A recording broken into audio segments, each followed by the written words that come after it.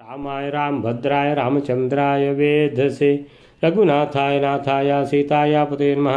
मनोजवं मारुततुल्यवेगं जितेन्द्रियं बुद्धिमतां वरिष्ठं वातात्मजं वानरयोत्तमुख्यं श्रीरामदूतं शरणं प्रपद्ये।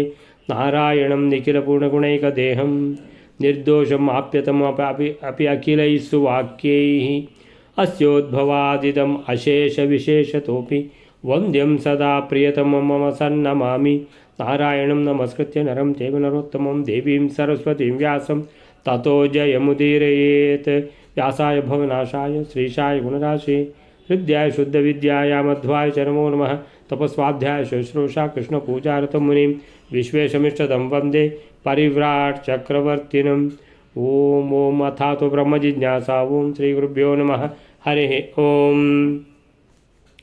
ಇವಾಗ ಚಾತುರ್ಮಾಸ್ಯ ಹೂಡಿದ್ದಾರೆ ಅರ್ಜುನ ಸನ್ಯಾಸಿ ಎಲ್ಲಿ ಅಂತ ಹೇಳಿದ್ರೆ ಬಲರಾಮ ಹೇಳಿದಂತೆ ಬಲರಾಮನ ಆದೇಶದಂತೆ ಕೃಷ್ಣ ಎಲ್ಲ ಅರೇಂಜ್ಮೆಂಟ್ ಮಾಡಿದ್ದು ಎಲ್ಲಿ ಅಂದರೆ ಕನ್ಯಾಗಾರದಲ್ಲಿ ಕನ್ಯಾಕಾಗ್ರಹ ಅಲ್ಲಿ ಈ ಶ್ರೇಷ್ಠ ಸನ್ಯಾಸಿಗೆ ಚಾತುರ್ಮಾಸ್ಯ ಅಂತ ಮಳೆಗಾಲ ಇಡೀ ಸೊ ಮುಗೀತು, ಚಾತುರ್ಮಾಸ್ಯ ಆಯಿತು.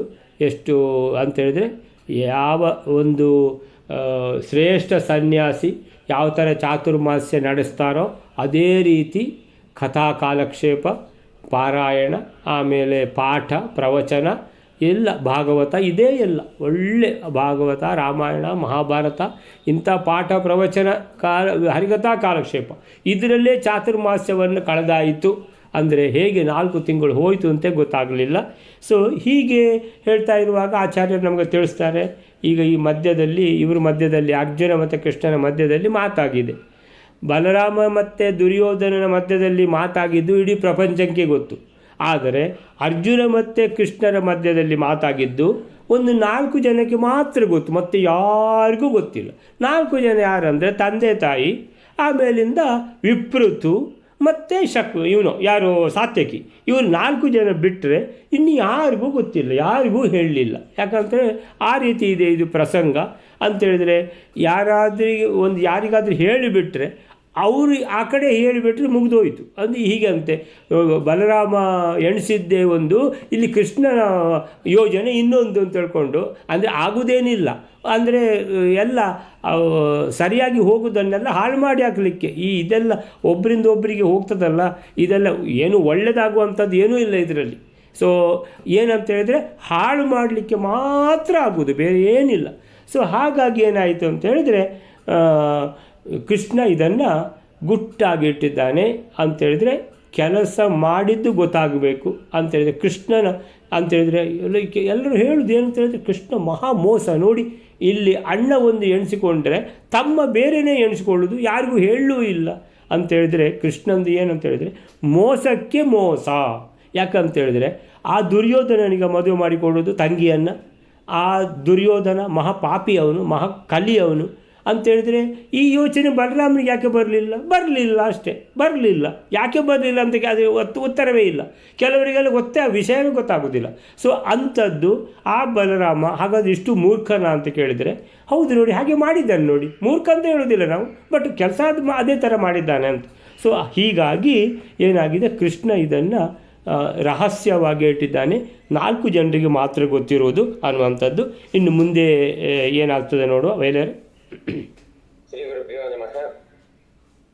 ಅಸ್ತ್ರೇ ಶಸ್ತ್ರೇ ತತ್ವ ವಿದ್ಯಾಸು ಚೈವ ಶಿಷ್ಯ ಶೈನೇಯೋ ವಾಸುದೇವೇಂದ್ರ ಸೂನೋ ತಸ್ಮಾದಸ್ಮೈ ಕಥಯಾಮಾಸ ಕೃಷ್ಣಃ ಸ್ವಶಿಷ್ಯತ್ವಾದ್ ವಿಪೃತೋಶ್ಚಾಪಿ ಸರ್ವಂ. 176ನೇ ಶ್ಲೋಕ. ಸುಭದ್ರೆಯನ್ನು ಅರ್ಜುನಿಗೆ ಕೊಡುತ್ತೇನೆ ಅಂತ ತಾನು ಮಾಡಿದ ಪ್ರತಿಜ್ಞೆಯನ್ನು ತಂದೆ ತಾಯಿಗಳಿಗೂ ಏನು ಹೇಳುವುದು ಯುಕ್ತವೇ ಸರಿ, ಆದರೆ ಸಾತ್ವಿಕಿಗೂ ವಿಪೃತವಿಗೂ ಏನಕ್ಕೆ ಹೇಳಿದ ಅಂತ ಇಲ್ಲಿ ಕಾರಣವನ್ನು ಹೇಳ್ತಾ ಇದ್ದಾರೆ. ಅಸ್ತ್ರದಲ್ಲಿಯೂ ಶಸ್ತ್ರದಲ್ಲಿಯೂ ತತ್ವ ವಿದ್ಯೆಗಳಲ್ಲಿಯೂ ಕೂಡ ಆ ಸಾತ್ವಿಕೆಯು ಕೃಷ್ಣ ಮತ್ತು ಇಂದ್ರನ ಪುತ್ರನಾದ ಅರ್ಜುನ ಇವರಿಬ್ಬರಿಗೂ ಕೂಡ ಶಿಷ್ಯನಾಗಿದ್ದೇನಂತೆ. ಆದ್ದರಿಂದ ಕೃಷ್ಣನು ಈ ಸಾತ್ವಿಕಿಗೂ ಹಾಗೂ ತನ್ನದೇ ಶಿಷ್ಯನಾದುದರಿಂದ ವಿಪೃತವಿಗೂ ಎಲ್ಲ ವಿಷಯಗಳನ್ನು ಹೇಳಿದ್ದಾನಂತೆ.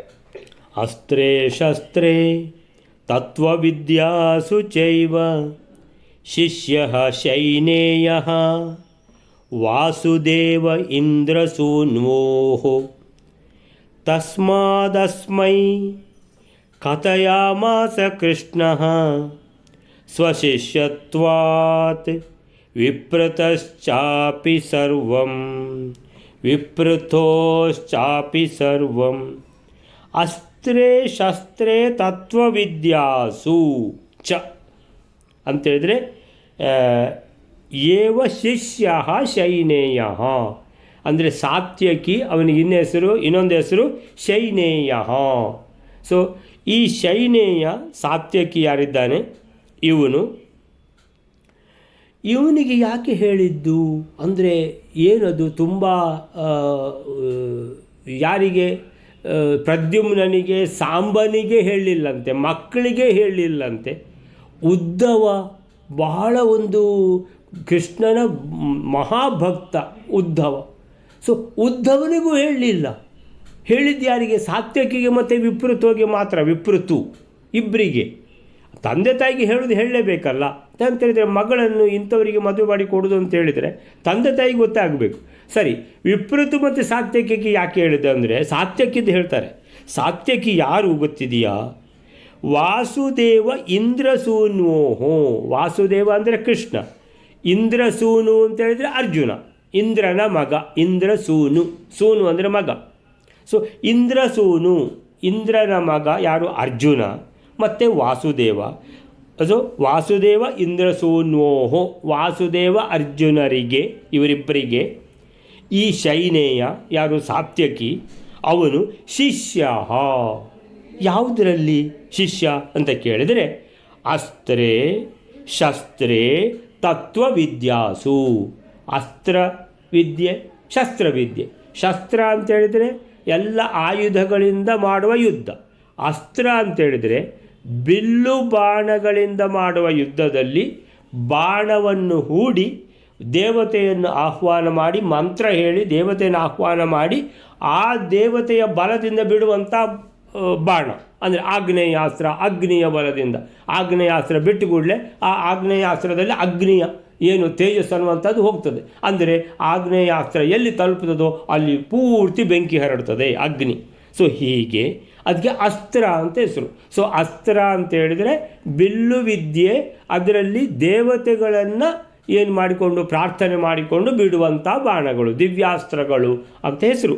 ಸೊ ಈ ಅಸ್ತ್ರವಿದ್ಯೆ, ಶಸ್ತ್ರವಿದ್ಯೆ ಮತ್ತು ತತ್ವವನ್ನೂ ಕೂಡ, ಸೊ ತತ್ವವನ್ನೂ ಕೂಡ ಕಲ್ತದ್ದು ಯಾರಿಂದ ಅಂತ ಹೇಳಿದರೆ ಸಾತ್ಯಕಿ ಕೃಷ್ಣ ಮತ್ತು ಅರ್ಜುನರಿಂದ ಕಲ್ತದ್ದು. ಅಂದರೆ ಸಾತ್ಯಕಿಗೆ ಕೃಷ್ಣನೂ ಗುರು, ಅರ್ಜುನನೂ ಗುರು. ಹಾಗಿರುವಾಗ ಅಂದರೆ ಪಟ್ಟದ ಶಿಷ್ಯ ಇಬ್ಬರಿಗೂ, ಆದ್ದರಿಂದ ಅವನಿಗೊಂದು ಹೇಳುವ ಅಂತ. ಸೊ ಸಾತ್ಯಕಿಗೆ ಹೇಳುವ ಆಯಿತು. ಹಾಗಾದರೆ ತಸ್ಮಾತ್ ಆದ್ದರಿಂದ ಅಸ್ಮೈ ಕಥಯ ಮಾಸ ಕೃಷ್ಣ, ಇವನಿಗೆ ಕೃಷ್ಣನು ಹೇಳಿದ.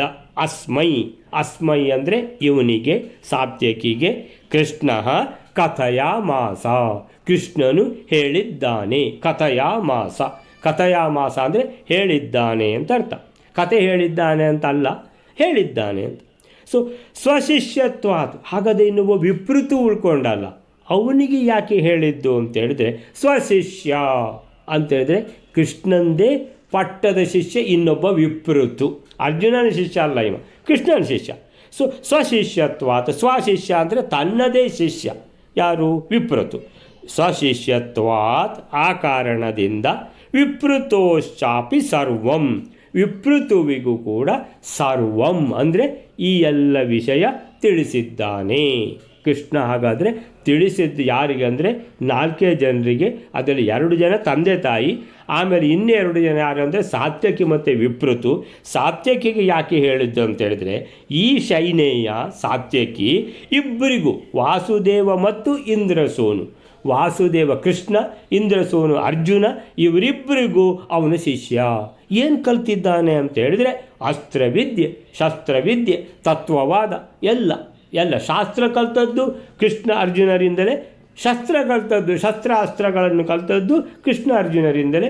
ಆದ್ದರಿಂದ ಸಾತ್ಯಕಿಯನ್ನು ಬಿಡಲಿಲ್ಲ, ಸಾತ್ಯಕಿಗೆ ಹೇಳಿದ್ದಾರೆ. ವಿಪ್ರತುಗೆ ತನ್ನದೇ ಶಿಷ್ಯನಾದ ಕಾರಣ ಸ್ವಶಿಷ್ಯತ್ವಾತ್ ವಿಪ್ರತೋಹೋ ಅವನಿಗೂ ಕೂಡ ಅಪಿ ಸರ್ವಂ, ಈ ಎಲ್ಲ ವಿಷಯ ಇಷ್ಟು ಇವರಿಬ್ಬರಿಗೆ ಸ್ಪೆಷಲ್ ಆಗಿ ತಿಳಿದಿದೆ, ತಂದೆ ತಾಯಿಯನ್ನು ಬಿಟ್ಟು. ಅಂದರೆ 4 ಜನಕ್ಕೆ ಗೊತ್ತಾದದ್ದು. ಸೊ ಹೀಗೆ ಹೇಳ್ತಾರೆ. ಇದಕ್ಕೆ ಸಾತ್ಯಕಿಗೆ ಯಾಕೆ ಹೇಳಿದ್ದು ಅಂತ ಹೇಳಿದರೆ, ಅಸ್ತ್ರವಿದ್ಯೆ, ಶಸ್ತ್ರವಿದ್ಯೆ, ತತ್ವವಿದ್ಯೆ ಈ ಎಲ್ಲದರಲ್ಲಿಯೂ ಕೂಡ ಈ ಸಾತ್ಯಕಿ ಕೃಷ್ಣಾರ್ಜುನರ ಶಿಷ್ಯ. ಕೃಷ್ಣ ಮತ್ತು ಅರ್ಜುನರ ವಾಸುದೇವ ಇಂದ್ರಸೂನ್ವೋಹೋ ಶಿಷ್ಯ. ಆದ್ದರಿಂದ ಅವನಿಗೆ ಕೃಷ್ಣ ಹೇಳಿದ್ದಾನೆ. ಆಮೇಲೆ ವಿಪ್ರತುಗೆ ಸ್ವಶಿಷ್ಯತ್ವಾತ್, ತನ್ನ ಶಿಷ್ಯನೆಂಬ ಕಾರಣದಿಂದಾಗಿ ವಿಪ್ರತುವಿಗೂ ಹೇಳಿದ್ದ. ಹಾಗಾದರೆ ಸಾತ್ಯಕಿ ಕೃಷ್ಣ ಮತ್ತು ಅರ್ಜುನ ಇಬ್ಬರ ಶಿಷ್ಯ. ಸೊ ಶ್ರೀಕೃಷ್ಣ ಮದುವೆ ಮಾಡಿಸುವವನು, ಅರ್ಜುನ ಮದುವೆ ಆಗುವವನು. ಇಬ್ಬರಿಗೂ ಅವನು ಸಾತ್ಯಕಿ ಅಂತ ಹೇಳಿದರೆ ಅತ್ಯಂತ ಹರ್ಷದಾಯಕವಾದ ವಿಚಾರ. ಸಾತ್ಯಕಿಗೆ ಒಬ್ಬರು ಮದುವೆ ಮಾಡಿಸುವವರು, ಇನ್ನೊಬ್ಬರು ಮದುವೆ ಆಗುವವರು, ಇಬ್ಬರು ಗುರುಸ್ಥಾನದಲ್ಲಿ ಇರುವವರು. ಇವನು ಶಿಷ್ಯ ಸಾತ್ಯಕಿ, ಆದ್ದರಿಂದ ಅವನಿಗೆ ತಿಳಿಸಿದ್ದಾರೆ. ಆಮೇಲಿಂದ ಯಾವುದು ವಿಪ್ರತು ಕೂಡ ತಾನು ಕೃಷ್ಣನ ಶಿಷ್ಯನಾದ ಕಾರಣ, ಸಾತ್ಯಕಿ ಅರ್ಜುನನ ಶಿಷ್ಯನಾಗಿದ್ದ ಕಾರಣ ದ್ರೌಪದಿ ಸ್ವಯಂವರ ಪ್ರಸಂಗದಲ್ಲಿ ಅವನ ಗುರುತನ್ನು ಕೃಷ್ಣ ತಿಳಿಸುತ್ತಲೇ ಕುಣಿದಾಡಿದ ಅಂತ ನಾವು ಆವತ್ತು ಓದಿದ್ದೇವೆ. ಅಂದರೆ ಸಾತ್ಯಕಿಗೆ ಬಹಳ ಖುಷಿಯಾಗಿ ಬಿಡ್ತು. ಮೆಲ್ಲ ಬಂದು ಕೇಳಿದಂತೆ ಅವ, ಎಲ್ಲಿ ದ್ರೌಪದಿ ಸ್ವಯಂವರದಲ್ಲಿ. ಅದು ಬ್ರಾಹ್ಮಣ, ಅದು ಇದು ಗೆದ್ದಲ್ಲ ದ್ರೌಪದಿಯನ್ನು, ಅದು ಯಾರು ಅಂತ ಕೇಳಿದ. ಕೃಷ್ಣ ಹೇಳಿದ, ಅದು ಅರ್ಜುನ ಅಲ್ವಾ ಅಂತ. ಓ ಅರ್ಜುನನ ಅಂತ ಹೇಳಿಬಿಟ್ಟು ಕುಣಿದಾಡಿದ ಸಾತ್ಯಕಿ ಅಂತ ಅಲ್ಲಿ ಬಂದಿದೆ. ಸೊ ಆದ್ದರಿಂದ ತುಂಬ ಪ್ರೇಮ ಸಾತ್ಯಕಿಗೆ ಅರ್ಜುನ ಮತ್ತು ಕೃಷ್ಣರ ಮೇಲೆ. ಹಾಗೆ ವಿಪ್ರತು ಕೂಡ ಕೃಷ್ಣನಿಗೆ ಅತ್ಯಂತ ಪ್ರಿಯನಾದ ಶಿಷ್ಯ. ಆದ್ದರಿಂದ ಇವರ ಹತ್ರ ಹೇಳಿದರೆ ಇವರು ಗುಟ್ಟಿಟ್ಕೊಳ್ತಾರೆ ಅಂತ ಹೇಳಿಬಿಟ್ಟು ಇವರಿಬ್ಬರಿಗೂ, ಅಂದರೆ ಅವರಿಗೂ ಸಮ್ಮತವಾದ ವಿಚಾರ. ಇನ್ನೇನು ಅಂತ ಹೇಳಿದರೆ ಅವರಿಗೆ ಸಮಾಧಾನ ಇಲ್ಲ ಅಂದರೆ ಅವರು ಒಂದು ಮನಸ್ತಾಪದಲ್ಲಿ ಬೀಳ್ತಾರೆ. ಅದು ಯಾರಿಗೆ, ಯಾಕೆ ಅಂತ. ಇದು ಇಷ್ಟ, ಅರ್ಜುನನಿಗೆ ಕೊಡೋದ ಭಾರಿ ಇಷ್ಟ ಇಬ್ಬರಿಗೂ ಸಹ. ಆದ್ದರಿಂದ ಹೇಳಿದ್ದಾರೆ. ನೆಕ್ಸ್ಟ್ ಶ್ಲೋಕವೇನಿದೆ?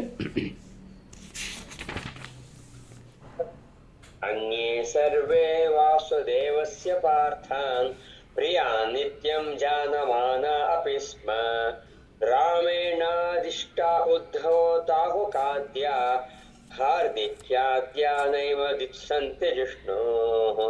177ನೇ ಶ್ಲೋಕ. ಉಳಿದವರೆಲ್ಲರೂ ಉದ್ಧವನು, ಆಹುಕನೇ ಮೊದಲಾದವರು, ಕೃತವರ್ಮನೇ ಮೊದಲಾದವರು ಪಾಂಡವರನ್ನು ಕೃಷ್ಣನಿಗೆ ಪ್ರಿಯರನ್ನಾಗಿ ಯಾವಾಗಲೂ ತಿಳಿದುಕೊಂಡಿದ್ದವರಾದರೂ ಬಲರಾಮನಿಂದ ಆದಿಷ್ಟರಾದವರಾಗಿ ಅರ್ಜುನನಿಗೆ ಕೊಡಲಿಕ್ಕೆ ಇಚ್ಛಿಸುವುದಿಲ್ಲ. ಅನ್ಯೇ ಸರ್ವೇ ವಾಸುದೇವಸ್ಯ ಪಾರ್ಥಾನ್ ಪ್ರಿಯಾನ್ ನಿತ್ಯಂ ಜಾನಮಾನಾ ಅಪಿ ಸ್ಮ ರಾಮೇಣಾದಿಷ್ಟ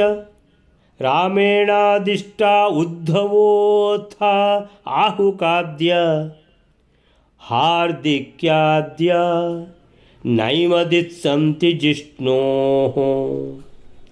ಹಾಗಾದರೆ ಈ ಬಾಕಿದ್ದವರಿಗೆಲ್ಲ ಹೇಗೆ ಅಂತ ಹೇಳಿದ್ರೆ, ಅನ್ಯೇ ಸರ್ವೇ, ಉಳಿದವರೆಲ್ಲ ಇದ್ದಾರಲ್ಲ ಅವರೆಲ್ಲ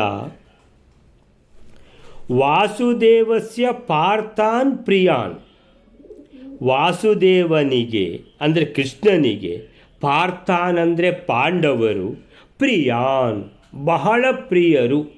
ಹಾಗಾದರೆ ಸುಭದ್ರೆಯನ್ನು ಬಲರಾಮ ದುರ್ಯೋಧನನಿಗೆ ಕೊಡ್ತಾನೆ ಅಂತ ಹೇಳಿದ ಕೂಡಲೇ ಇವರಿಗೆ ಆಗಿರಬೇಕು, ಅಯ್ಯೋ ಕೃಷ್ಣನಿಗೆ ಮಾತ್ರ ಪಾಂಡವರಂದರೆ ಭಾಳ ಇಷ್ಟ, ಕೃಷ್ಣನಿಗೆ ಯಾರಾದರೂ ಇಷ್ಟ ಆಗಿದ್ದಾರೆ ಅಂತ ಹೇಳಿದರೆ ಅವರು ನಿಜವಾಗಿ ಒಳ್ಳೆಯವರು ಅಂತ ಲೆಕ್ಕ.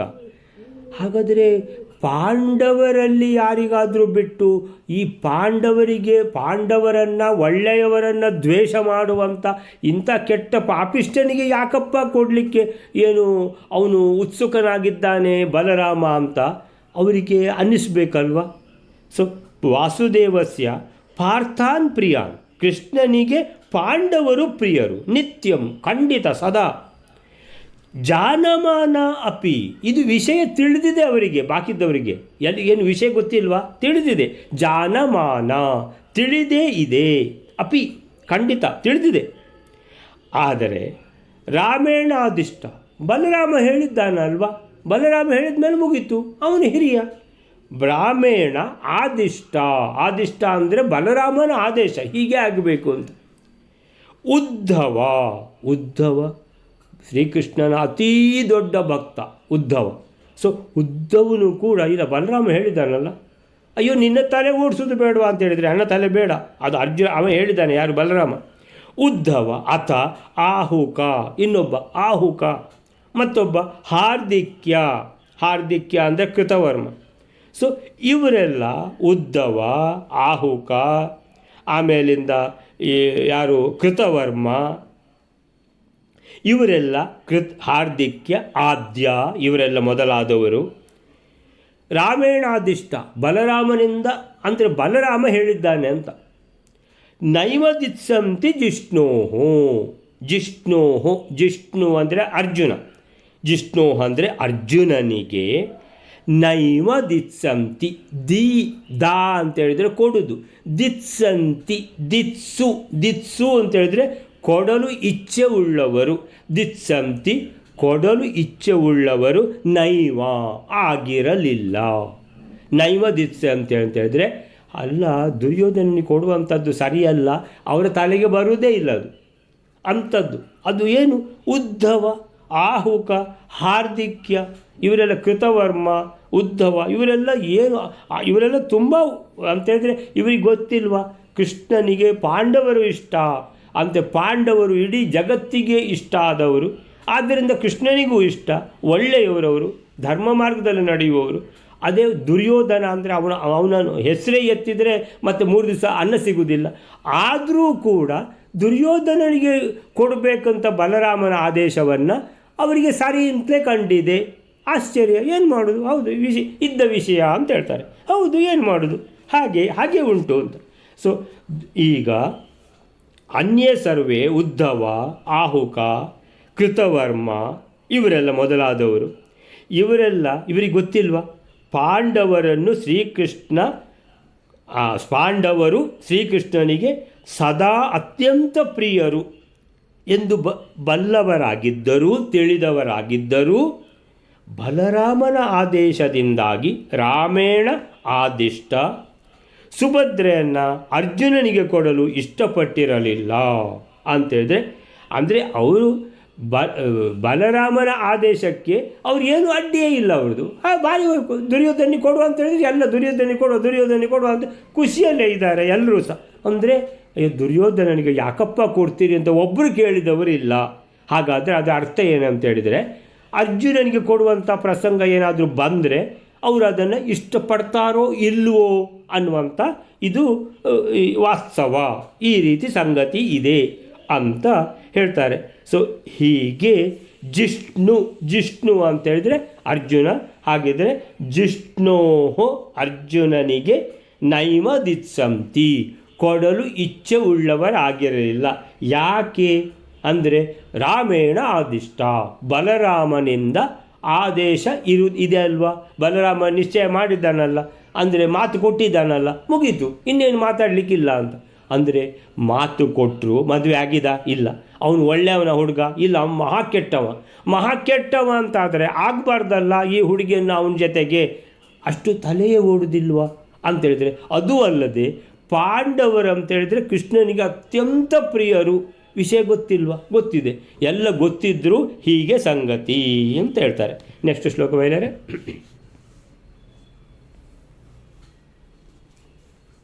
ದುರ್ಯೋಧನೆ ದಾತುಮಿಚ್ಛಂತಿ ಸರ್ವೇ, ದುರ್ಯೋಧನೆ ದಾತುಮಿಚ್ಛಂತಿ ಸರ್ವೇ ರಾಮ ಪ್ರಿಯಾರ್ಥಂ ಜಾನಮಾನ ಹರೇಸ್ತತ ಅಪ್ಯಪ್ರಿಯಂ ರಾಕ್ಷಸಾವೇಶಯುಕ್ತಾಃ ತಸ್ಮಾತ್ ಸರ್ವಾನ್ ವಂಚಯಾಮಾಸ ಕೃಷ್ಣ. 178ನೇ ಶ್ಲೋಕ. ಸುಭದ್ರೆಯನ್ನು ದುರ್ಯೋಧನಿಗೆ ಕೊಡುವುದು ಕೃಷ್ಣನಿಗೆ ಅಪ್ರಿಯವೆಂದು ತಿಳಿದರೂ ಕೂಡ ರಾಕ್ಷಸಾವೇಶದಿಂದ ಕೂಡಿದ ಎಲ್ಲರೂ ಬಲರಾಮನ ಪ್ರೀತಿಗೋಸ್ಕರ ದುರ್ಯೋಧನಿಗೆ ಕೊಡಲು ಇಚ್ಛಿಸುತ್ತಾರೆ. ಆದುದರಿಂದ ಕೃಷ್ಣನು ಅವರೆಲ್ಲರನ್ನೂ ವಂಚಿಸಿದನು. ದುರ್ಯೋಧನೆ ದಾತುಮಿಚ್ಛಂತಿ ಸರ್ವೇ ರಾಮಪ್ರಿಯಾರ್ಥಂ ಜಾನಮಾನ ಹರೇಸ್ತತ್ ಅಪಿ ಅಪ್ರಿಯಂ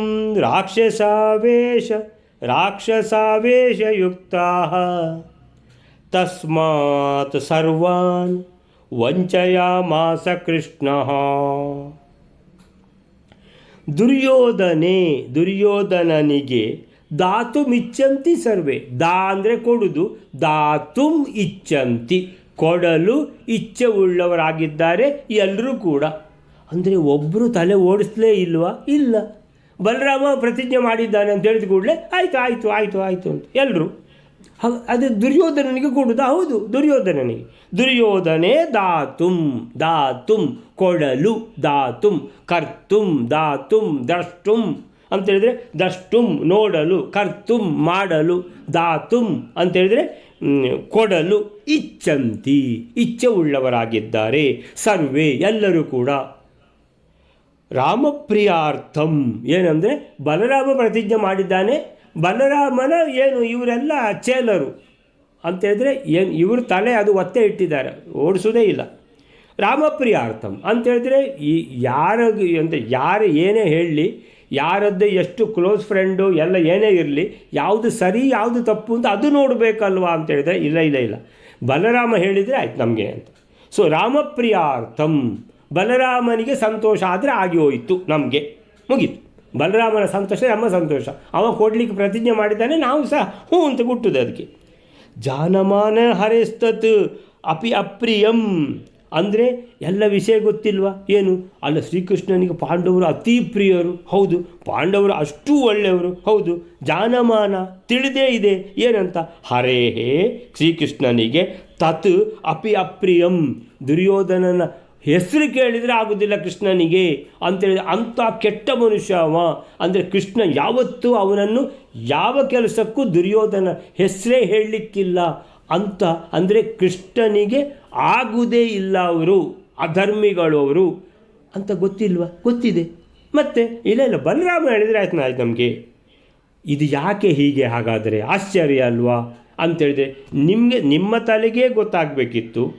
ಅದಲ್ಲದೆ ಕೃಷ್ಣನಿಗೆ ಯಾರು ಪ್ರಿಯರು ಅಂತ ಗೊತ್ತಿದ್ದ ಮೇಲೆ ಬಲರಾಮ ಒಪ್ಪಿದ್ದಾನಂತೆ ಒಂದೇ ಒಂದು ಕಾರಣಕ್ಕೆ ನೀವೆಲ್ಲರೂ ಹೂಗುಟ್ಟಿದ್ದೀರಿ. ಇದು ಏನು ಸಂಗತಿ ಅಪ್ಪ ಅಂತ ಕೇಳಿದ್ರೆ ಹೇಳ್ತಾರೆ ಆಚಾರ್ಯರು, ಇದು ಯಾಕೆ ಅಂತ ಹೇಳಿದರೆ ರಾಕ್ಷಸಾವೇಶ ಯುಕ್ತಾಹ. ಬಲರಾಮನಿಗೂ ರಾಕ್ಷಸಾವೇಶ ಆದಾಗ ಆಗಿಬಿಟ್ಟಿದೆ. ಆಮೇಲೆ ಬಲರಾಮನ ಮಾತು ಕೇಳಿಕೊಂಡು ಎಲ್ಲರೂ ಹೂಗುಟ್ಟಿಕೊಂಡು ಎಲ್ಲರೂ ಹಾಂ ಅಂತ ಹೇಳ್ತಾ ಇದ್ದಾರಲ್ಲ, ಅವರೆಲ್ಲ ರಾಕ್ಷಸಾವೇಶ ರಾಕ್ಷಸ ಆವೇಶ ಯುಕ್ತರು. ಅಂದರೆ ಇವರು ಒಂದೇ ಒಂದು, ಅಂದರೆ ರಾಕ್ಷಸಾವೇಶ ಯಾವಾಗ ಇಳಿತದ ಆಗ ಗೊತ್ತಾಗ್ತದೆ, ಅಯ್ಯೋ ನಾವು ಸಹ ಹೂಗುಟ್ಟಿದ್ದೇವಲ್ಲ, ನಾವು ಹೇಗೆ ಹೂಗುಟ್ಟಿದ್ದೇವೆ, ನನಗೆ ಆಶ್ಚರ್ಯ ಆಗ್ತದೆ ರೀ, ನಾವೇ ಹೂಗುಟ್ಟಿದ್ದೇವೆ ಅಂತ ಮತ್ತೆ ಗೊತ್ತಾಗೋದು. ರಾಕ್ಷಸಾವೇಶ ರಾಕ್ಷಸಾವೇಶ ಇರುವಾಗ ಗೊತ್ತೇ ಆಗುವುದಿಲ್ಲ, ಎಷ್ಟು ತಪ್ಪು ಮಾಡಲಿಕ್ಕೂ ರೆಡಿಯಾಗಿ ಬಿಡ್ತಾರೆ. ತಸ್ಮಾತ್, ಹಾಗಾದರೆ ಇವರನ್ನೆಲ್ಲ ತಿದ್ದಲಿಕ್ಕೆ ಸಾಧ್ಯ ಇಲ್ಲ ಅಂತ ಭಗವಂತನಾದ ಕೃಷ್ಣನಿಗೆ ಗೊತ್ತಿದೆ. ಇದೆಲ್ಲ ಕೇಸಸ್ ಅದೇ ಥರ ರೀ, ಇದೆಲ್ಲ ಪ್ರಯೋಜನ ಇಲ್ಲ. ಈ ತೆಂಗಿನಕಾಯನ್ನು ನಮಗೆ ಈಗ ಕುಟ್ಟಿದ ಕೂಡಲೇ ಗೊತ್ತಾಗುತ್ತೆ ಇದು ಸರಿಯಾಗಿ ಇದೆಯೋ ಅಲ್ಲ ಹೋಗಿದೆಯೋ ಅಂತ. ಅಂದರೆ ಆ ಶಬ್ದದಿಂದ ಗೊತ್ತಾಗುತ್ತೆ, ಸ್ಪೆಷಲಿ ಕರಾವಳಿಯವರಿಗೆಲ್ಲ. ಸೊ ಹಾಗಿರುವಾಗ ಅಂದರೆ ಕೃಷ್ಣನಿಗೆಲ್ಲ ಮುಖ ನೋಡಿದ ಕೂಡಲೇ ಗೊತ್ತಾಗುತ್ತೆ. ಇದು 4 ಜನರಿಗೆ ಹೇಳಿದ್ದು, ಮತ್ತು ಉಳಿದವರಿಗೆ ಯಾರಿಗೂ ಈ ಸುಭದ್ರೆಯನ್ನು ಆ ದುರ್ಯೋಧನನಿಗೆ ಕೊಡಬಾರ್ದು, ಅವನೊಬ್ಬ ಕೆಟ್ಟ ಮನುಷ್ಯ ಅನ್ನುವಂಥ ವಿಷಯ ಬಾಕಿದ್ದವರಿಗೆ ಅದು ತಲೆಗೆ ಹೊಳಿಲೇ ಇಲ್ಲ ಅಂತ ಹೇಳಿದರೆ ಅವರಿಗೆ ಹೇಳಿ ಏನು ಪ್ರಯೋಜನ? ಅವರಿಂದ ಏನು ಸುಮ್ಮನೆ ಗೊಂದಲನೇ ಆಗಿಬಿಡ್ತದೆ ಅಂತ ಅವರಿಗೆ ಯಾರಿಗೂ ಹೇಳಲಿಲ್ಲ. ಅವರಿಗೆ ಹೇಳಲಿಲ್ಲ ಅಂತ ಹೇಳಿದರೆ ಅದರ ಅರ್ಥ ಕೃಷ್ಣ ನೋಡಿ ಎಂಥ ಮೋಸ ನೋಡಿ. ಅಂದರೆ 4 ಜನರಿಗೆ ಮಾತ್ರ ಹೇಳಿ ಉಳಿದವರಿಗೆ ಹೇಳಲೇ ಇಲ್ಲ ನೋಡಿ, ಎಂಥ ಮೋಸಗಾರ ಕೃಷ್ಣ ಅಂತ ಹೇಳುವವರು ಇಲ್ವಾ? ಇದ್ದಾರೆ, ಅಂಥವರು ಇದ್ದಾರೆ, ಮಹಾಮೋಸ ಅಂತ. ಅದಕ್ಕೆ ಒಂದೇ ಒಂದು ಸಾಲಿನಲ್ಲಿ ಅಂಥವರಿಗೆಲ್ಲ ಉತ್ತರ ಕೊಡೋದಿದ್ದರೆ ಹೌದ್ರಿ ಕೃಷ್ಣ ಮಹಾ ಮೋಸಗಾರ. ಹೌದಾ, ನೀವು ಸಹ ಹೇಳಿದ್ರ. ಯಾಕೆ ಅಂತ ಹೇಳಿದರೆ ಮೋಸ ಮಾಡುವವರಿಗೆ ಇವನು ಮೋಸ ಮಾಡೋದು, ಮೈನಸ್ ಇಂಟು ಮೈನಸ್ ಪ್ಲಸ್ ಆಗ್ತದೆ ಅಂತ. ಅಂದರೆ ಏನು, ಯಾರು ಮೋಸ ಮಾಡ್ತಾರೋ ವಂಚಕರಿದ್ದಾರೋ ಅವರಿಗೆ ವಂಚನೆಯೇ ಮಾಡಬೇಕು. ಅಂದರೆ ನಿಮ್ಮ ಮನೆಗೊಬ್ಬರು ಕಳ್ಳ ಬಂದಿದ್ದಾರೆ, ಅಂದರೆ ಎಲ್ಲ ದೋಚಿಕೊಂಡು ತೊಗೊಂಡೋಗ್ತಾರೆ, ಆ ಕಳ್ಳನಿಗೆ ನೀವೇನು ಧರ್ಮ ಉಪದೇಶಿಸ್ತೀರಾ? ನೀವು ಒಂದು ದೊಣ್ಣೆ ಹಿಡ್ಕೊಂಡು ಹೊಡೆಯೋದಿಲ್ವ? ಅಂದರೆ ವಂಚಕರಿಗೆ ವಂಚನೆಯೇ ಮಾಡಬೇಕು ಅಂತೇಳಿದರೆ, ವಂಚನೆ ಯಾರಿಗೆ ಮಾಡಬೇಕು? ಧರ್ಮಾತ್ಮರಿಗೆ ವಂಚನೆ ಮಾಡಬಾರ್ದು, ವಂಚಕರಿಗೆ ಮಾತ್ರ ವಂಚನೆ ಮಾಡಬೇಕು. ಇದು ಕೃಷ್ಣನ ಹಾಕಿಕೊಟ್ಟ ಮಾರ್ಗ. ಸೊ ಆ ರೀತಿ ದುಷ್ಟರಿಗೆ ನೀವು ದುಷ್ಟತನವನ್ನೇ ನೀವು ಪ್ರಯೋಗಿಸಬೇಕು ಅಂತೇಳಿದರೆ, ದುಷ್ಟರಿಗೆ ಹೋಗಿ ನೀವು ಒಳ್ಳೆ ಮಾತು ಹೇಳಿದರೆ ನಿಮ್ಮ ಕೆನ್ನೆಗೆ ಬಾರಿಸಿ ಕಳಿಸ್ತಾರೆ. ಸೊ ನಾವೆಲ್ಲ ನೋಡಲಿಲ್ವ? ಅಯ್ಯೋ ಯಾಕಪ್ಪ ನೀನು ಹುಡುಗಿಗೆ ಚುಡಾಯಿಸ್ತೀಯ ಅಂತ ಹೇಳಿದರೆ ನೀನು ಯಾರೋ, ನಿಂಗೇನಾಗಬೇಕು ಅಂತ ಆ ಕೇಳಿದವನನ್ನೇ ಇದು ಮಾಡಿಬಿಡ್ತಾರೆ. ಅಲ್ಲೇ ಒಂದು ಬಡಿತಾರೆ, 4 ಇಲ್ಲದೇ ಕೊಂದು ಬಿಡಲಿಕ್ಕೂ ರೆಡಿ ಇದ್ದಾರೆ. ಆ ರೀತಿಯ ಏನು ಪ್ರಪಂಚ ಆ ರೀತಿ ಇದೆ. ಆದ್ದರಿಂದ ಹೇಳ್ತಾರೆ ವಂಚಯಾಮಾಸ ಕೃಷ್ಣ, ಈ ಬಾಕಿದ್ದವರಿಗೆ ಹೇಳದೆ ಕೃಷ್ಣ ಅವರನ್ನೆಲ್ಲ ವಂಚನೆ ಮಾಡಿದ್ದಾನೆ, ಮೋಸ ಮಾಡಿದ್ದಾನೆ. ಯಾಕಂದರೆ ಇವರಿಗೆ ಹೇಳಿದರೆ ಗೊಂದಲ ಆಗಿಬಿಡ್ತದೆ, ಒಳ್ಳೆ ಕೆಲಸ ಆಗೋದಿಲ್ಲ. ಅರ್ಜುನನಿಗೆ ಸುಭದ್ರೆಯನ್ನು ಕೊಡುವುದು ಅಂತ ಇವರಿಗೆ ಹೇಳಿದರೆ ಇವರು ದಾರಿಗೆ ಅಡ್ಡ ಬಂದು ಒಳ್ಳೆಯದಾಗುವ ಕೆಲಸವನ್ನು ತಪ್ಪಿಸಿಬಿಡ್ತಾರೆ. ಆದ್ದರಿಂದ ಇವರಿಗೆ ಹೇಳದಿರುವುದೇ ಒಳ್ಳೆಯದು. ವಂಚಕರಿಗೆ ವಂಚನೆಯಿಂದಲೇ ಅವರನ್ನು ಗೆಲ್ಲಬೇಕು ಅಂತ ಹೇಳಲಿಲ್ಲ. 178ನೇ ಶ್ಲೋಕಕ್ಕೆ ಏನು ಹೇಳ್ತಾರೆ ಅಂತ ಹೇಳಿದ್ರೆ, ಅವರೆಲ್ಲ ರಾಕ್ಷಸಾವೇಶ ಯುಕ್ತಾ, ಅವರೆಲ್ಲ ರಾಕ್ಷಸಾವೇಶ ಉಳ್ಳವರು. ಆದ್ದರಿಂದ ಪಾಂಡವರು ಕೃಷ್ಣರಿಗೆ ಅತೀ ಪ್ರಿಯರು, ಧರ್ಮಾತ್ಮರು. ಈ ದುರ್ಯೋಧನಾದಿ ಕೌರವರು ಕೃಷ್ಣನಿಗೆ ಮಹಾ ಅಪ್ರಿಯರು, ಅವರು ಮಹಾ ದುಷ್ಟರು. ಈ ವಿಷಯ ಗೊತ್ತಿದ್ದರೂ ಬಲರಾಮನ ಸಂತೋಷಕ್ಕಾಗಿ ಇವರು ಸುಭದ್ರೆಯನ್ನು ಆ ನೀಚನಾದ ದುರ್ಯೋಧನನಿಗೆ ಕೊಡುವ ವಿಷಯದಲ್ಲಿ ಎಲ್ಲ ಇಚ್ಛೆ ಉಳ್ಳವರೇ ಆಗಿದ್ದಾರಲ್ಲ. ಇಂಥ ವಂಚಕರು, ಇಂಥ ಮೂರ್ಖರು, ತಿಳಿಗೇಡಿಗಳು, ಅಂಥ ತಿಳಿಗೇಡಿಗಳನ್ನು ಮೋಸ ಮಾಡುವುದೇ ಒಳ್ಳೆಯದು. ಯಾಕಂತ ಹೇಳಿದ್ರೆ ಅವರಿಗೆ ತಲೆಗೆ ಓಡೋದಿಲ್ಲ. ಇವರಿಗೆ ಒಂದು ವೇಳೆ ನಾವು ಹೋಗಿ ಹೇಳಿದರೆ ಇಲ್ಲ ಸುಭದ್ರೆಯನ್ನು ಅರ್ಜುನನಿಗೆ ಕೊಡಬೇಕಂತ, ಯಾಕೆ ಕೊಡಬೇಕು ಅಂತ ಹೇಳ್ತಾರೆ ಇವರು. ಯಾಕೆ ಕೊಡಬೇಕು? ಅಯ್ಯೋ ದುರ್ಯೋಧನನಿಗೆ ಮಾತು ಕೊಟ್ಟದ್ದಲ್ವ, ನೀನು ಮಾತು ಕೊಟ್ಟದ್ದನ್ನು ನೀನು ಅಣ್ಣ ಅಂತ ಹೇಳಿದ್ರೆ ನಿನಗೆ ಗೌರವ ಇಲ್ವಾ ಅಂತ ಗೊಂದಲ ಕ್ರಿಯೇಟ್ ಮಾಡಿಬಿಡ್ತಾರೆ. ಸೊ ಇವರಿಂದ ಏನು ಉಪಯೋಗ ಆಗೋದಿಲ್ಲ, ಉಪದ್ರನೇ ಆಗ್ತದೆ ಅಂತ ಬಾಕಿದವರಿಗೆ ಹೇಳಲೇ ಇಲ್ಲ. ಸೊ ಅದು ಕಾರಣ ಅಂತ ಹೇಳ್ತಾರೆ. ನೆಕ್ಸ್ಟ್ ಶ್ಲೋಕ ಮುಗಿಸಿಬಿಡುವ ವೈದ್ಯರೇ. ಪ್ರದ್ಯುಮ್ನ ಸಾಂಬ ಪ್ರಮುಖಾಶ್ಚ ವಂಚಿತ ತೀರ್ಥಾರ್ಥಂ ರಾಮಯುಕ್ತಾ ಸಮಗ್ರಾಃ ಪಿಂಡೋದ್ಧಾರಂ ತತ್ರ ಮಹೋತ್ಸವೇಷು ಸ್ವಾವರ್ತಯತ್ಸು ಕ್ವಚಿದೂಚೆ ಸುಭದ್ರಾ. 179ನೇ ಶ್ಲೋಕ. ಕೇವಲ ಉದ್ದವಾದಿಗಳು ಮಾತ್ರ ವಂಚಿತರಾಗಿದ್ದಾರೆಂದು ಅಲ್ಲ, ಮತ್ತೆ ಪ್ರದ್ಯುಮ್ನ, ಸಾಂಬನೆ ಮೊದಲಾದವರೆಲ್ಲರೂ ಕೂಡ ವಂಚಿತರಾಗಿ ಬಲರಾಮನಿಂದ ಕೂಡಿದವರಾಗಿ ತೀರ್ಥಯಾತ್ರೆಗಾಗಿ ಪಿಂಡೋದ್ಧಾರ ಕ್ಷೇತ್ರದ ಕಡೆಗೆ ಹೋಗಿದ್ದರು. ಅಲ್ಲಿ ಮಹೋತ್ಸವದಲ್ಲಿ ತನ್ನವರಲ್ಲೂ ಭಾಗವಹಿಸುತ್ತಿರಲು ಒಂದಾನೊಂದು ದಿವಸ ಸುಭದ್ರೆಯು ಈ ರೀತಿ ಹೇಳುತ್ತಾಳೆ. ಪ್ರದ್ಯುಮ್ನ ಸಾಂಬ ಪ್ರಮುಖಾಶ್ಚ ವಂಚಿತಾಃ ಯಯುಃ ತೀರ್ಥಾರ್ಥಂ ರಾಮಯುಕ್ತಾ ಸಮಗ್ರಾಃ ಪಿಂಡೋದ್ಧಾರಂ ತತ್ರ ಮಹೋತ್ಸವೇಷು ಆವರ್ತಯತ್ಸು ಕ್ವಚಿತ್ ಊಚೆ ಸುಭದ್ರಾ. ಪ್ರದ್ಯುಮ್ನ, ಸಾಂಬ ಮೊದಲಾದವರು ಕೂಡ ವಂಚಿತರು. ಅಂದರೆ ಕೃಷ್ಣ ತನ್ನ ಮಗ ಪ್ರದ್ಯುಮ್ನನಿಗೆ ಹೇಳಲಿಲ್ಲ, ತನ್ನ ಮಗ ಸಾಂಬನಿಗೆ ಹೇಳಲಿಲ್ಲ. ಯಾಕಂದರೆ ಇವರಿಗೂ ದೊಡ್ಡಪ್ಪ ಅಂತ ದೊಡ್ಡಪ್ಪನ ಬಾಲ ಹಿಡ್ಕೊಂಡು ಕೂತಿದ್ದಾರೆ. ದುರ್ಯೋಧನನಿಗೆ ಕೊಡುದಾ ಅಂತ ಹೇಳಿದ್ರೆ ಹಾಂ ಕೊಡುವ ಅಂತ. ಅಯ್ಯೋ ಪ್ರದ್ಯುಮ್ನನು ಹಾಗೆ, ಸಾಂಬನು ಹಾಗೆ, ಇನ್ನು ತುಂಬ ಜನ ಇದ್ದಾರೆ ಲಿಸ್ಟ್ನಲ್ಲಿ. ಅಲ್ಲಿ ಒಂದು ಲಿಸ್ಟು ಉದ್ದವ ಅಂತ ಹೇಳಿ ಆಯಿತು, ಆವುಕ ಹೇಳಿ ಆಯಿತು, ಕೃತವರ್ಮ ಹೇಳಿ ಆಯಿತು. ಸೊ ಹೀಗೆ ದೊಡ್ಡ ಲಿಸ್ಟೇ ಉಂಟು. ಅಂದರೆ ಕೃಷ್ಣ ಯಾರಿಗೂ ಹೇಳಲಿಲ್ಲ ಇವರಿಗೆಲ್ಲ ಅಂತೇಳಿದರೆ ಇವರಿಗೆ ಹೇಳಿ ಉಪಯೋಗ ಇಲ್ಲ ಅಂತೇಳಿದರೆ ಕೃಷ್ಣ ಇವರಿಗೂ ಮೋಸ ಮಾಡಿದ್ದಾನೆ ಅಂತೇಳಿದರೆ ಇವರಿಗೆ ವಿಷಯ ಅರ್ಥ ಆಗದಿದ್ದವರಿಗೆ ಇವರು ದುರ್ಯೋಧನನಂಥವರಿಗೆ ಸುಭದ್ರೆಯನ್ನು ಕೊಡುವಂಥ ವಿಷಯದಲ್ಲಿ ಹೂಗುಟ್ಟಿದವರಿಗೆ ಈ ವಿಷಯ ಹೇಳಿದರೆ ಅರ್ಥ ಆಗ್ತದ ಅಂತ ಹೇಳಲಿಲ್ಲ ಅವರಿಗೂ ಸಹ.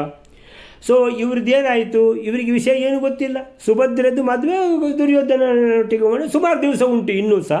ಸೊ ಮಾಡಿದರೆ ಆಯಿತು, ಸುಮಾರೆಲ್ಲ ಅರೇಂಜ್ಮೆಂಟ್ ಆಗಿದೆ, ಉಳಿದದನ್ನು ನಂತರ ಮಾಡಿದರೆ ಆಯಿತು ಅಂತ ಇನ್ನು ಟೈಮ್ ಉಂಟಲ್ಲ ಅಂತ ಹೇಳ್ಕೊಂಡು ಸ್ವಲ್ಪ ಸಮಯ ಟೈಮ್ ಇದೆ ಅಂತ ಹೇಳಿಬಿಟ್ಟು ಯಯುಹು ಹೊರಟರು ತೀರ್ಥಾರ್ಥಂ, ತೀರ್ಥಯಾತ್ರೆಗಂತ ಹೊರಟ್ರಂತ ಇವರೆಲ್ಲ. ತೀರ್ಥಾರ್ಥಂ, ತೀರ್ಥಯಾತ್ರೆಗೋಸ್ಕರ. ಯಾರೆಲ್ಲ? ರಾಮಯುಕ್ತಾ ಸಮಗ್ರಾಹ. ಈ ಎಲ್ಲ ಜನರು ಅಂತೇಳಿದರೆ ರಾಕ್ಷಸಾವೇಶಯುಕ್ತರಾದವರು ಆಹುಕ, ಕೃತವರ್ಮ, ಉದ್ಧವ, ಬಲರಾಮ, ಪ್ರದ್ಯುಮ್ನ, ಸಾಂಬ, ಇಷ್ಟೆಲ್ಲ ನಮಗೆ ಗೊತ್ತಿದೆ. ಆಚಾರ್ಯರು ಇಷ್ಟು ಜನರ ಹೆಸರು ಹೇಳಿದ್ದಾರೆ. ಸೊ ಹೀಗೆ ಈ ಗ್ಯಾಂಗಿನಲ್ಲಿ ಇನ್ನೆಷ್ಟು ಜನ ಇದ್ದಾರೋ ವಿಷಯ ಅರ್ಥ ಆಗದಿದ್ದವರು. ಸೊ ಇವರೆಲ್ಲ ಏನು ಸಮಯ ಇದೆ ಅಂತ ತೀರ್ಥಯಾತ್ರೆಗೆ ಹೊರಟಿದ್ದಾರೆ. ರಾಮಯುಕ್ತ ಬಲರಾಮನ ಜತೆಗೆ ಸೇರಿಕೊಂಡು ಸಮಗ್ರಾಹ ಇವರೆಲ್ಲರೂ ತೀರ್ಥಾರ್ಥಂ ಯಯುಹು, ತೀರ್ಥಯಾತ್ರೆಗೆ ಹೊರಟಿದ್ದಾರೆ, ಹೋದರು. ಎಲ್ಲಿಗೆ ಅಂತ ಹೇಳಿದರೆ ಪಿಂಡೋದ್ಧಾರಂ, ಪಿಂಡೋದ್ಧಾರ ಅನ್ನುವಂಥ ಕ್ಷೇತ್ರ. ಸೊ ಅಲ್ಲೇ ಹತ್ತಿರ ಇರಬೇಕು ಪಿಂಡೋದ್ಧಾರ. ಈಗ ಮಾತೃಗಯ ಎಲ್ಲ ಅಲ್ಲೇ ಬರೋದಲ್ವ, ಯಾವುದು ಪ್ರವಾಸ ಕ್ಷೇತ್ರ, ಮಾತೃಗಯ, ದ್ವಾರಕ ಎಲ್ಲ ಅದು ಅಲ್ಲೇ ಹತ್ತಿರ ಬರುವಂಥದ್ದು. ಅಲ್ಲೇ ಮುಂದೆ ಹೋದರೆ ಸೋಮನಾಥ, ಹೀಗೆ. ಸೊ ಈ ಪಿಂಡೋದ್ಧಾರ ಅನ್ನುವಂತಹ ಅಲ್ಲಿ ತತ್ರ ಮಹೋತ್ಸವೇಶು ಆವರ್ತಯತ್ಸು ಅಂತೇಳಿದ್ರೆ ಅಲ್ಲಿ ಒಂದು ಉತ್ಸವ ಆದ ಕೂಡಲೇ ಇನ್ನೊಂದು. ಈಗ ನಾವೆಲ್ಲ ಊರಿಗೆ ಹೋಗುವಾಗ ಹೀಗೆ ಊರಿಗೆ ಅಂತೇಳಿದರೆ ಅಲ್ಲಿ ಇದು ಅಕ್ಕನ ಮಗಳದ್ದು ಮದುವೆ ಇದೆ ಈ ದಿವಸ, ಮತ್ತು 4 ದಿವಸದಲ್ಲಿ ಒಂದು ಚಂಡಿಕ ಹೋಮ ಉಂಟು, ಮತ್ತು 2 ದಿವಸದಲ್ಲಿ ಊರಿನ ಜಾತ್ರೆ ಉಂಟು, ಆಮೇಲೆ ಮತ್ತೆ 3 ದಿವಸದಲ್ಲಿ ಇನ್ನೊಂದು ಇದುಂಟು. ಹಾಗಾದರೆ ನೀವು ಹೋದರೆ ಒಂದು 10-15 ದಿವಸ ಹೋದರೆ ಬಂದರೆ ಪುನಃ ಕೂಡಲೇ ಹೋಗಬೇಕು, ಪುನಃ ವಾಪಸ್ ಹೋಗಬೇಕು, ಬರೋದು ಹೋಗದೆ ಆಗ್ತದಲ್ಲ ಅಲ್ಲೇ. ಹಾಗಾದರೆ ನೀವು ಅಲ್ಲೇ ಮೊಕ್ಕಾಮ ಒಂದು 15 ದಿವಸ ಹೀಗೆ. ಸೊ ಇವರು ತೀರ್ಥಯಾತ್ರೆಗೆ ಹೋದವರೆಲ್ಲ ಅಲ್ಲಿ ಮಹೋತ್ಸವೇಶು ಆವರ್ತಯತ್ಸು, ಒಂದಾದ ಕೂಡಲೇ ಒಂದು ಬರುವುದು. ಆವರ್ತನ ಅಂದರೆ ಹಾಗೆ, ಆವರ್ತಯತ್ಸು ಅಂತೇಳಿದರೆ ಒಂದಾದ ಮೇಲೆ ಒಂದು ಮಹೋತ್ಸವಗಳು ಬರ್ತಾನೇ ಇವೆ ಅಲ್ಲಿ. ಎಲ್ಲಿ? ಪಿಂಡೋದ್ಧಾರ ಕ್ಷೇತ್ರದಲ್ಲಿ. ಸೊ ಹಾಗಾದರೆ ಇವರು ಸ್ವಲ್ಪ ದಿನ ಅಲ್ಲೇ ಮೊಕ್ಕಾಂ ಹೂಡಿದ್ದಾರೆ ಅಂತ ಅರ್ಥ, ಹೋದವರೆಲ್ಲ. ಅಂದರೆ ಕೃಷ್ಣನಿಗೆ ಕೇಳಿರಬೇಕು ನಾವೆಲ್ಲ ಹೋಗ್ತೇವೆ ಅಂತ. ನೀನು ಬರ್ತೀಯ ಅಂತ ಕೇಳಿರಲಿಕ್ಕಿಲ್ಲ, ಯಾಕಂದರೆ ಅವರ ಗ್ಯಾಂಗ್ ಒಂದು ಬೇರೆ ಉಂಟಲ್ಲ. ಆದ್ದರಿಂದ ಸೊ ನಾವು ಹೋಗ್ತೇವೆ ಅಂತ ಹೇಳಿರಬೇಕು. ಕೃಷ್ಣ ಹೋಗಿಯಪ್ಪ ಒಂದು ಸಲ ಕಿರಿಕಿರಿಗಳು ಅಂತೇಳಿದ್ರೆ, ನೀವು ಹೋದ ಮೇಲೆ ಆದರೂ ಏನಾದರೂ ಸುಭದ್ರೆ ಅರ್ಜುನ ಏನಾದರೂ ಮಾತಾಡ್ಕೊಳ್ತಾರಂತಾದರೆ ಮಾತಾಡಿಕೊಳ್ಳಿ. ಇಷ್ಟು ತನಕಂತೂ ಸುಭದ್ರೆ ನಾನು ಹೇಳಿಬಿಟ್ಟಿದ್ದೇನೆ ಏನಂತ, ಸರಿಯಾಗಿ ಸೇವೆ ಮಾಡಬೇಕಂತ. ಸರಿಯಾಗಿ ಸೇವೆ ಮಾಡೋದ್ರಲ್ಲೇ ಇದ್ದಾಳೆ. ಅರ್ಜುನನ ಹತ್ರ ಒಂದು ಮಾತಾದರೂ ಆಡ್ಬೋದು, ಒಂದು ಪ್ರಸ್ತಾಪ ಮಾಡ್ಬೋದು ಅಂತೇಳಿದರೆ ಪ್ರಸ್ತಾಪವೇ ಮಾಡಿಲ್ಲ. ಪಾಪ ಅರ್ಜುನ ಸಿಕ್ಕಾಕೊಂಡಿದ್ದಾನೆ. ಏನಂತೇಳಿದರೆ ಅವಳು ಮಾತಾಡದೆ ತಾನು ಮಾತಾಡಲಿಕ್ಕೆ ಹೇಗಾಗ್ತದೆ, ತಾನು ಸನ್ಯಾಸಿ ಅಲ್ವಾ, ಅಂದರೆ ಶ್ರೇಷ್ಠ ಸನ್ಯಾಸಿ ಅಂತ ಇಷ್ಟು ಗೌರವ ಇಟ್ಟ ಮೇಲೆ ಏನಾದರೂ ಒಂದು ಮಾತು ಅವನು ಮಾತಾಡಿದ್ದು ಇವಳಿಗೆ ಗೊತ್ತಾಗಿಬಿಟ್ರೆ ಇದು ಜನಸುಖ ಇಲ್ಲ ಅಂತ ಹೇಳ್ಕೊಂಡು ಏನು ಅಲ್ಲಿಗೆ ಇವಳದು ಗೌರವ ಎಲ್ಲ ಹೋಗಿಬಿಡ್ತದೆ. ಅದಕ್ಕೆ ಅರ್ಜುನ ತನ್ನ ಗೌರವ ಉಳಿಸ್ಕೊಳ್ಬೇಕಂತ ಒಂದು ಮಾತಾಡಲಿಲ್ಲ. ಇವಳಾದರೂ ಏನಾದರೂ ಒಂದು ಕೇಳ್ತಾಳೆ ಅಂತ ಹೇಳಿದ್ರೆ ಇವಳು ಕೇಳುವುದಿಲ್ಲ ಅಂಥ ಒಂದು ನಿಷ್ಠೆಯಿಂದ ಸೇವೆ.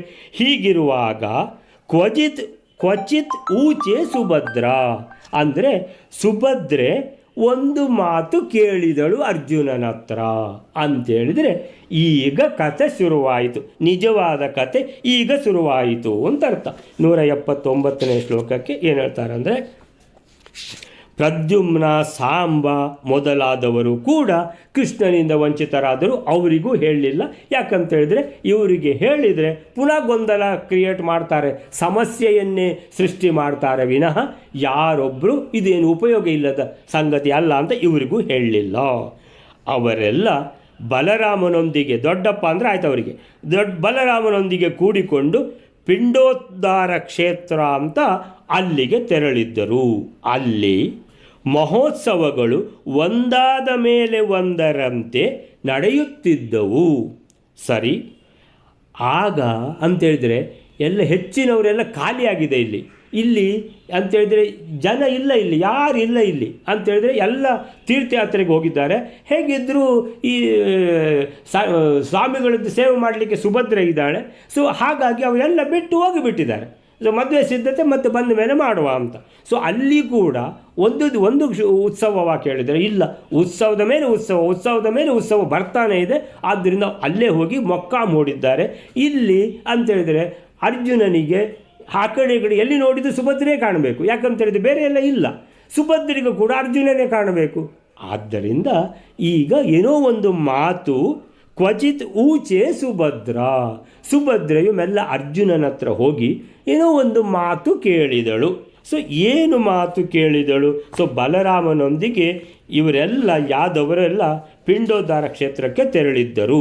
ಅಲ್ಲಿ ಒಂದಾದರ ಮೇಲೆ ಒಂದರಂತೆ ಉತ್ಸವಗಳು ನಡೆದಿದ್ದರಿಂದ ಅವರು ಬೇಗನೆ ಹಿಂತಿರುಗಲಿಲ್ಲ, ಅಲ್ಲೇ ಮೊಕ್ಕ ಮೂಡಿದ್ದಾರೆ. ಆ ಅವಕಾಶವನ್ನು ಅಂದರೆ ಅಲ್ಲಿ ಒಂದು ಅವಕಾಶ ಅದು ತನ್ನಿಂತಾನೇ ಕ್ರಿಯೇಟ್ ಆಗಿದೆ. ಅಲ್ಲಿ ಮತ್ತೆ ಯಾರು ಇಲ್ಲ, ಅಲ್ಲಿ ಇರುವುದೊಂದು ಸುಭದ್ರೆ, ಒಂದು ಅರ್ಜುನ. ಸೊ ಹೀಗಾಗಿ ಅವರವರ ಮುಖವೇ ನೋಡ್ಕೊಳ್ಬೇಕು ಅವರು. ಹಾಗಿರುವಾಗ ಸುಭದ್ರೆ ಮೆಲ್ಲ ಅರ್ಜುನನನ್ನು ಕೇಳಿದಳು. ಇಷ್ಟು ಕಾಲವಾದರೂ ಅವಳಿಗೆ ಅದು ಯಾರು ಅಂತ ಗೊತ್ತಿದೆಯಾ? ಗೊತ್ತೇ ಇಲ್ಲ ಅವಳಿಗೆ. ಅವರು ಯತಿಶ್ರೇಷ್ಠರು ಅಂತ ಅಷ್ಟೇ ಗೊತ್ತಿರೋದು. ಸೊ ಆದ್ದರಿಂದ ಇಷ್ಟು ಒಳ್ಳೆ ಸೇವೆ ಮಾಡ್ತಾ ಈಗ ಏನಾದರೂ ಒಂದು ಈಗ ಏನು ಕೇಳಿದ್ದಾಳೆ ಅನ್ನುವಂಥದ್ದು ಪ್ರಶ್ನೆ ನಿಮಗೆಲ್ರಿಗೂ ಅಂತೇಳಿದರೆ. ಅದು ಸುಭದ್ರೆ ಮಾತಾಡಿಸಿದ್ಲಂತೆ ಅರ್ಜುನನನ್ನು, ಅಂದರೆ ಸನ್ಯಾಸಿಯವರ ಹತ್ರ ಮಾತಾಡಿಸಿದ್ಲಂತೆ. ಏನು ಮಾತಾಡಿಸಿರ್ಬೋದು ಅನ್ನುವಂಥ ಕುತೂಹಲ ಹಾಗೇ ಇರಲಿ. ಇವತ್ತು ಅಲ್ಲಿಗೆ ನಿಲ್ಲಿಸ್ಕೊಳ್ಳೋಣ. ಶ್ರೀಕೃಷ್ಣ ಅರ್ಪಣಮಸ್ತು.